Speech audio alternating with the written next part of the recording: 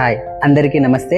ఈరోజు మనం పార్లమెంటును కుదిపేసిన విబి రామ్జీ బిల్ గురించి మాట్లాడుకుందాం. అంటే Viksit Bharat guarantee Rozgar and Ajeevika mission Gramin bill. Simple గా మన పల్లెటూరులో వినబడే 100 రోజుల కూలీ పథకం ఉంటుంది కదా, దానికి అప్డేటెడ్ వర్షన్ అని చెప్తూ ఉన్నాం. ఈ బిల్ కాంట్రవర్సీ అవ్వడానికి reason number 1, MGNREGS Mahatma Gandhi national rural employment guarantee scheme. ఇందులో మహాత్మా గాంధీ నేమ్ ని రిమూవ్ చేయడం. Reason number 2, contribution central government and state government 90% and 10% ఉండేది, అది ఇప్పుడు 60% 40% గా చేంజ్ అవ్వడం. రీజన్ నెంబర్ 3, హిమాలయన్ స్టేట్స్ కి అండ్ నార్త్ ఈస్టర్న్ స్టేట్స్ కి స్పెషల్ ప్రొవిజన్ ఇవ్వడం. Reason number 4, agriculture peak season లో ఎఫిషియన్సీ లాస్ అవ్వడం.